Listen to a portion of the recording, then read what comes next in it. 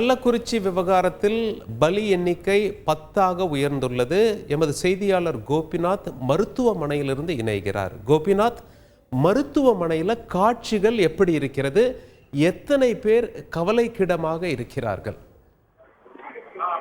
தொடர்ந்து கள்ளக்குறிச்சி அரசு மருத்துவக் கல்லூரி மருத்துவமனை சோகம் சூழ்ந்து கண்ணீரோடு தன்னோட உறவினர்கள் உள்ள இருக்கிறாங்க, அவங்களுக்கு எப்படி இருக்கிறாங்க, எந்த உடல்நிலையில் இருக்காங்க, முறையா சிகிச்சை அளிக்கப்படுதா என்ற அந்த ஒரு விஷயத்தை தொடர்ந்து உறவினர்கள் அழுது கொண்டுதான் இருக்கிறார்கள்.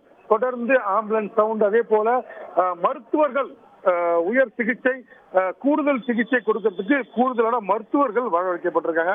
அந்த தகவலை பார்த்துட்டு இருக்கோம். இது மட்டும் இல்லாமல் ஏற்கனவே 9 பேர் இந்த சம்பவத்துல உயிரிழந்த நிலைமையில கள்ளக்குறிச்சியிலிருந்து சேலம் மருத்துவமனையில் அனுமதிக்கப்பட்ட நாராயணசாமி என்பவர் தற்போது உயிரிழந்திருக்காரு.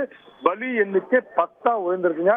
இங்க மருத்துவமனையில் இருக்கக்கூடிய ஒரு நபர்களுக்கு மொத்தம் சுமார் 40 பேர் இருக்கும். தொடர்ந்து அவளுக்கு சிகிச்சை அளிக்கப்பட்டிருக்கு.